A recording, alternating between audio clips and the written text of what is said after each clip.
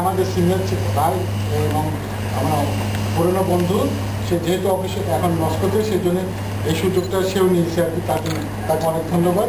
যার সবার সঙ্গে দেখা হয়ে গেল, প্লাস এরকম একটা সুন্দর অকেশনে what I want to wish you, হ্যাঁ, আমাদের মধ্যে যেন মানে সবসময় একটা আন্ডারস্ট্যান্ডিং থাকে। হ্যাঁ, সো তোমরা যদি একজন আরেকজনকে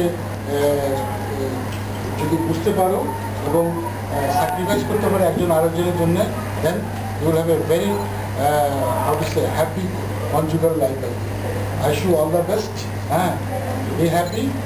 আমরা যেন কি বলে দাদা হই আর কি, মানে বেশ অনেক টাকা আর কি, সেগুলোর জন্য ব্যবস্থা করা হয়।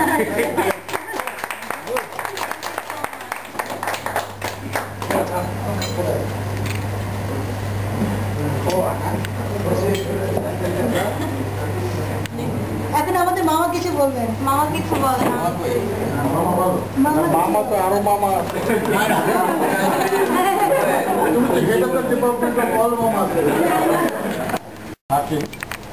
উভয়ের ভবিষ্যৎ যাতে সুন্দর হয় এবং একজন আরেকজনকে যেন সহজে বুঝতে পারে এবং সাংসারিক জীবনে যেন সুখী হতে পারে, সেই দোয়া কামনা করছি সকলের কাছ থেকে, এবং আপনারাও আমার সাথে একমত হবেন। এছাড়া দাম্পত্য জীবনে যেন তারা সাফল্য সব দিক থেকে যেন সাফল্যমণ্ডিত হয়, সেই জন্য আমরা তাদের কাছে সেরকম একটা আশা রাখব।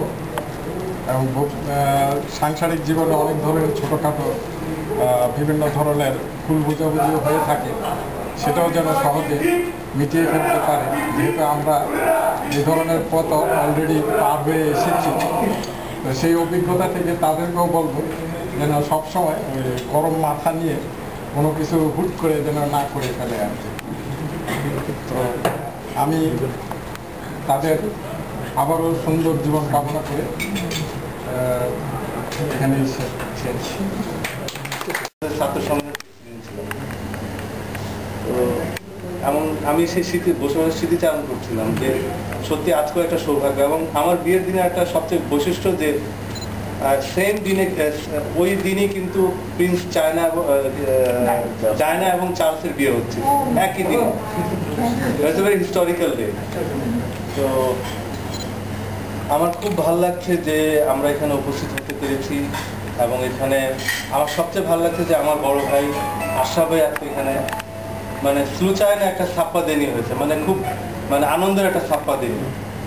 এবং এটার পিছনে মূল জিনিসটা যে আমরা যাকে বড় মামা আর কি, এখন মামাদের সর্দার আর কি, ডক্টর ইফতেখার এখানে আছেন। ওনার একটা সত্যি he is a very good organiser আমি বলবো, এবং তার সাথে এখানে আরো অনেকে তাকে সাহায্য করেছেন।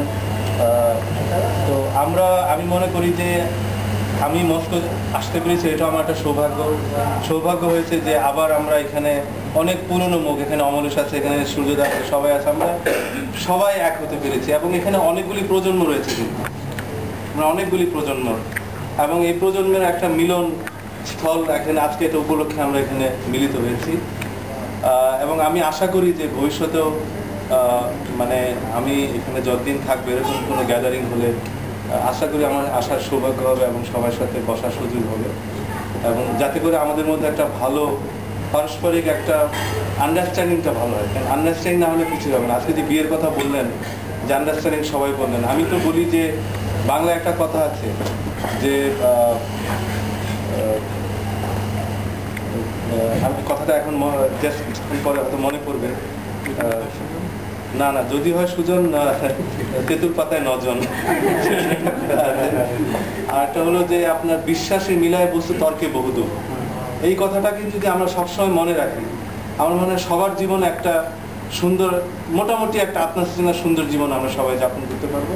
আমি আশা করি যারা এখানে আজকে নতুন বিয়ে করেছেন, আপনাদের মধ্যে আন্ডারস্ট্যান্ডিংটা, মানে ওই তর্কে অনেক জিনিস আপনি হয়তো দেখেও, মানে মানুষের কিন্তু ছোট তুচ্ছ জিনিসটা কিন্তু ঝগড়াটা লাগে, গ্লাসটা কেন এখানে রাখা হলো, বাস এটা নিয়ে শুরু হয়ে যায়।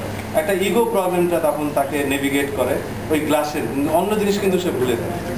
তো এই ছোটখাটো জিনিসটাই কিন্তু আপনাদের মধ্যে হবে, কিচেনে হবে, বসা নিয়ে হবে, ঘুমানো নিয়ে হবে। মানে আমি আমার নিজের অভিজ্ঞতা বলছি আর কি।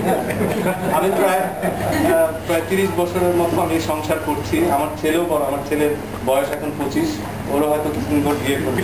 হ্যাঁ, তো আমার নিজের অভিজ্ঞতা, এখানে আশরাফ ভাই আছেন, এখানে সুজদা আছেন, এখানে অমর হোসেন, সবার, আমাদের এখানে বাহার আছে, সবাই একটা বিয়ের অভিজ্ঞতাকে বলছি, কিন্তু ছোটখাটো জিনিসটা কিন্তু লাগে।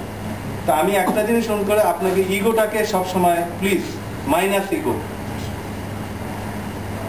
Don't give chance the ego to navigate you, never, এটা করবেন না। হ্যাঁ, আর আপনারা আমাদের জন্য একটা সন্তান তুল্য, এখানে যারা বসে আছেন আজকে, যারা বিয়ে করবেন, আমি মনে করি যে সন্তান তুল্যদের কাছে আমার এই অনুরোধ থাকবে, বিয়ে কিন্তু টিকে রাখা কিন্তু সবচেয়ে কঠিন বিয়ে টিকে রাখা। এর মধ্যে অনেক ধরনের ফ্যাক্টর আসবে, আত্মীয় স্বজন আসবে, বন্ধু বান্ধব আসবে, ভাই বোন আসবে, অনেক কিছু, কিন্তু আপনাদের মধ্যে যে আন্ডারস্ট্যান্ডিংটা সেটা, এবং নিজেদের অনেক জিনিস মানুষকে কাউকে বলার দরকার, নিজেদের মধ্যে সমস্যা সমাধান করবেন নিজের রুমে। Don't bring it out from your room. যখনই আপনি কাউকে বলবেন, সে আবার এটাকে অন্যভাবে জিনিসটাকে ইন্টারপ্রেট করবে বা আপনাকে একটা ইন্ধন যোগাবে। সুতরাং মানে আমরা এগুলি পার হয়ে এসেছি। হ্যাঁ, আমার মনে হয় যে আজকে যারা আমরা উপস্থিত হয়েছি, আমরা অনেক আপনাদের একটা, মানে একটা সুন্দর জীবন, একটা সাক্ষী।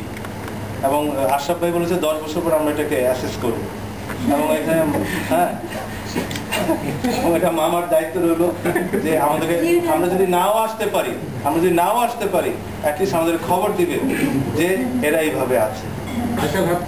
হ্যাঁ, আরেকটা জিনিস, যে আপনারা যেই দেশেই থাকেন, বাচ্চাকে বাংলা শেখাবেন, এটা আমার একটা বিশেষ অনুরোধ।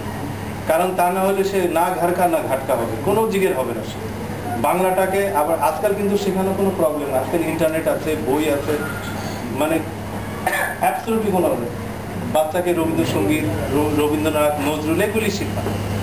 হ্যাঁ, আমাদের দেশে দেখবেন অনেকে মিসিসিপি বানান জানে, কিন্তু পদ্মা নদীর বানান জানে না, আজকাল খুব দুঃখের কথা। তো আমি মনে করি যে আপনারা যেখানেই থাকেন, বাংলাদেশ, বাংলা, এটাকে ভুলবেন না। আর যেখানেই থাকেন, যতটুকু পারবেন দেশের লোকেদেরকে হেল্প করার চেষ্টা করবেন। নিজেদের ফ্যামিলিতে অনেক গরিব আছেন, তাকেও হেল্প করার চেষ্টা করবেন, একটা আউটপুট দেবেন পারিবারিকভাবে। তো আমি আপনাদের সুন্দর জীবন মানে কামনা করছি, এবং আজকের এই সুন্দর অনুষ্ঠানের জন্য ইফতেখারকে, সবাইকে এখানে ধন্যবাদ, যারা এটা অর্গানাইজ, যার পেছনে ছিলেন। কারণ এসব অনুষ্ঠানের পেছনে কিন্তু একটা বিশাল বাহিনী থেকে, যারা এটা সুষ্ঠুভাবে, সবাইকে ধন্যবাদ।